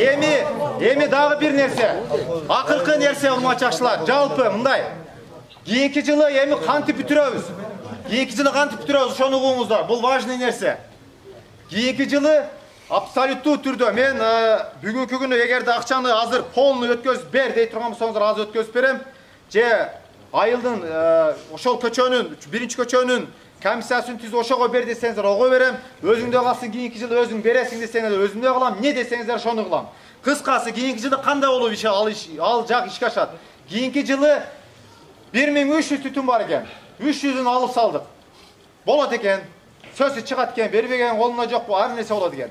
Бирок биз кылып берип көрсөттүк, эл ойгонду, эл ойлонду, ишенди. Кийинки жылы мен ойлойм тегиз берет. Болгону 10 миңден чечим кабыл алынды. Болгону түтүн башына 1 жылда 10 миңден. Ар бир түтүн кийинки жылы үйүңүздөргө чучук ошол биринчи көчө кийинки жылы асфальттын болушуна дагы, болбошуна дагы түздөн түз жоопкерчилик ошолордо. Буга быйыл азыртадан баштап, эртеңден баштап биринчи көчө комиссиясын түзөт. Түтүн башына 20 миңден чогултат ошол көчө. Эстеңиздер, угуңуздар, биринчи көчө башынан аягына чейин 20 миңден түтүн чогултат. Кийинки жылга алардын акчасы түтүнү чогулуп бүтүш керек. Биз келгенде алар бизге жапа тырмак жардам берип, ар бир түтүндөн быйылкы окшоп, мен окшоп жалгыз чогултпастан ошол көчө чогултат. Ошол көчө чогултуп, жоопкерчиликти түздөн түз мойнуна алып, ошол көчө ар бир түтүндөн 10 миң сомдон алып берет. Эгерде ушуга макул болсоңуздар, түтүн башына 10 миңден жылына асфальт кылганы берет, менин көчөм сөз асфальт болот десеңиздер, азыр бата кылабыз, буга милдеттүү түрдө карыз болуп каласыздар. Бербесеңиздер акырет жооп бересиздер. Ушуга макул болсоңуздар, жылына жашоо ошого шүгүр экен. 10 миллион, 20 миллионду үйдө жашап экен. Ушуга макулсуздарбы? Эгер макул болсок, дуа кылабыз. Андан кийин кийинки жылы ушул нерсе ишке ашат. Кийинки жылы биз добровольно бергенин алабыз. Түшүндүңүздөрбү? Кыла алабызбы? Беребизби? Мойнубузга алабызбы бардыгыбыз? Алабыз. Allah razı olsun. Жалпы. Ya. Asfaltın prezidenti özüngsün. Allah'a emanet. Allah razı olsun. Telegrafçı işini gösterdim. Jama, men kaloo menen algan jokмун. Сиздердин калооңуздар менен алып атам. Илгизди жаман көргөзүп коесуңар. Акчаны азыр комиссияга бергиле. Өкмөттө ham ошондой, ишканада ham ошондой топтолгон. Бир адам акча кармабаш керек. Ben sizlerge aytып Bana ayırmaz çok, sıra teşekkür ederim. Saçta buna tüzgen komissiya var endigi жылга. Oşa komissiya to'xtab turgan so'zda. Oşa komissiya birinchi ko'chaning komissiyasi tuzgilamlarda oşanın төрағасынан шайлағыла, oşaga bergile. Keyin oşadan so'rasa bir adam bunanda bugun men bormын, ertang jo'qmir aytib qo'y. Onu o'ylag'ila sizlar. Oşa komissiya to'xtadi. Kimga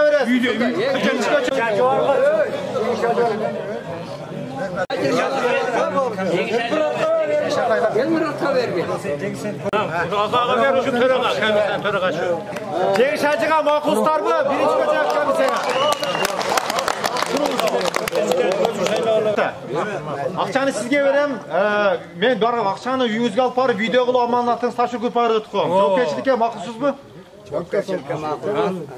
Bayağı 4 komissiyanın Birinci koçarıyoruz. Bardığı sizlerden olsun. Hakkeni çok geçmiş sizlerden olun. Ayağından başlayıp ortasından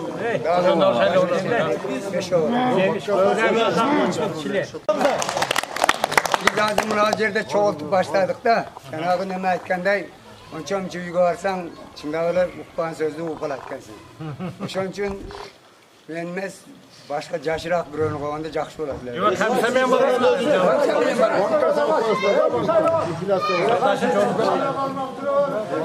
Düşünüyorsunuz hali eldiki amanat bolup kılatkanlar. Ajaştan töreğalık kılat. Kızmatın Elmurat özü oşak birinci koça özler şaylap alsan keyinki жылы asfaltın boluşu bol boşu birinci koça amanat oşalarga öttü. Bolsa batağızda verez 25 kalı ötüp keteriz. Bolbay kalsa da birinci koça kelip günökör bolot. Düşündüңүздөр mü? Men emes. Kıla turgan bolsa men gelem oşa. Men gelem men yübülömü, ata eneme, ata vergende men 2 günden getem. Ming mertebe şükürçülük keltireydi. Allah'ın berip atkan rızıklarına dağı Allah'ın bergen mınağı denemizdeki bardık müçelerdi kıymıldatıp şu yerge ap gelip oturguzup mınağı çoğuluşlarga katıştırgandan ming mertebe şükürçülük keltirip bayağı kaytılgan sözlerдің bardığı Allah'ım kabul kılgan bolsun. Mınağı ilgiz balama mingden bir razımın men Bişkek'te dağınım alıp oşol yerde söylеген sözleri oşol yerde joroş anı koldogan mınağı artık özü aytıp ketti janagı atalbay kalanlar kapı olbosun Süleyman Kul kimler bardığına Allah ming mertebe Süleyman Kul suyun daha başkalar onu uqtunuzlar. Demek mına şul baldarımız jakınкы жылдарда елдімес özüm bitközüp koyam degen er azamatlar çıgat degen men işenimdemin. Kuda kalsa ошондойлор çıksın arabızdan. Daima elge kızmat kılışka Allah'ım jetkire versin. Menin atımdan dağı, üybilemin atımdan dağı oşol elimizden aklakınatından daha bir yolu rasılık aytpayga. Seni terbiyelersin adana dağı, abana dağı. Çoğun rahmat. Daima elge kızmatına batırıyor. Abi jalpy bir dua Bütküllüğünden hegasi bolgan Allah Teala'mızga cheksiz maqtovlar bolsun. Peygamberimiz Muhammed Mustafa sallallahu aleyhi ve sellem maqtovlar bolsun. Amin. Allah qoldop mana Çıngiz sana bala çıkan menen bilen menen hatenenge biblioleringer menen tinchlik tanışachılık, qadirjanchilik, intimaqçılık ata bolsun. Seni terbiyelagan şul atang menen enenge dagı razıçılık bildirip koyarlar. Bundan bir kadar senin densoğluğun çın bolsun. Köy işlerdi bitirdiler. Biblioleringer menen bala çıkanlar menen önü esip bundan bir kadar jakşı işlerdi iş başarı versinler. Kudret versin. Allah mına Bişkeklik baldarыбыз hayır baş bolgan, joroş baş bolgan, artık baş bolgan, Allah Teala Süleyman Kullar baş bolgan jigitlerimizge Allah Teala özünün nurun, bereket feyzin, rahmatını çaçıp, bundan bu yakada oşulardagı önü ösüp, kanday tilek masatı olsa Allah Teala oğun jagana nasip kılıp berip tursun. Allah oşulardın katarında ağız bolsa da kişine puçkaktak jardan bergen kara suluk, boşluk, Rusiyalık jigitlerimizge dağı Allah güç kuvvet versin, densoğluk versin, bala vakısı menen önü ösüp жүрүшүн Allah Teala nasip kılsın. Azdan bolsa da mana özümüzdün Akbulak eline dağı razısınız. 3000'den berdi, 20.000'den berdi, kömüske verdi. Allah Teala şu tapkanlarına bereket versin, jakşılık işlerine nasip kılsın. Ana mınanda bulkunup attan de oturgan adamlar var. Men dağı berip koyganımda bugün fata dualar dilem. Oşolarga Allah Teala nasip kılıp bunda Şönteylerin geleceği kim olsun. Akbulak elimiz bundan bu yakada önü ösüp, jirgal turmuşta şu elimizge, mamleketimizge hoşa jardam berip жүрüşüz Allah Taala. Amin. Amin. Kızmat bir dua ediyoruz. Kızmat kılganda жақсы ушул кызмат кылып үйрөнүшүп калды. Булар дагы мына балабызга окшоп ушундай иштерди, ушуну жандап мындан буяка дагы кошумча иштерди кылышка Алла Таала күч-кубат берсин. Алла мынабы эмне дейбиз? Дагы көп биздин акылакта проблемалар бар. Ошолорду баарыбыз көптөп туруп, бир жакадан баш, бир жеңден кол чыгарсак, бул иштер дагы бүтүп кетет. Ошолорго да işimizde ilgili olsun. Жакшылар, бир мүнөт арадан 1-2 жыл өтүп калганда өзүбүздөн депутаттык аттанабы, президенттик аттанабы, ынтымакта, биримдикте өзүбүздөн чыкканды колдоо үйрөнөлү суранып кетем. Терең ырачылыгы ким чыкса да, не важно ким, өзүбүздөн чыкканды голос берели, 99%, 100% голос өздүкүрөлү. Иштесе да, кылса да, кылбаса да бизден бирөө керек экен. Сураныч ушул дагы ынтымак алып келет. ورسله لا نفرق بين أحد من رسله وقالوا سمعنا وأطعنا غفرانك ربنا وإليك المصير سبحان ربك رب العزة عما يصفون وسلام على المرسلين والحمد لله رب العالمين. الجلال والإكرام اللهم اغفر لنا ولوالدي والأستاذية والجميع المؤمنين والمؤمنات والمسلمين والمسلمات. Ya Rabbim Allah özüne tileyiz, özüne muhtaçmız salavattan, tilavat Kur'an'dan, hayresandan, bu soğuklarda adam atadan Peygamberimiz sallallahu aleyhi ve sellem için etken cami-ki peygamberlerin ruhuna başladı. Atamatadan bugünkü gün geçen etken mumun, musulman, muminaların ruhuna başladı. Şolardan katarında mına şerde kızmat kılanlarga, mına şunday başçılık kılganlarga, aksaların bergenlerge, alardan ötüp etken dua talaplarının bardığın ruhuna bağışladık. Kudayım rahmatını alıp cennette özünün cemalını görsün söyleyesin. Bir rahmetike erhamar rahimin Allah. Rahman.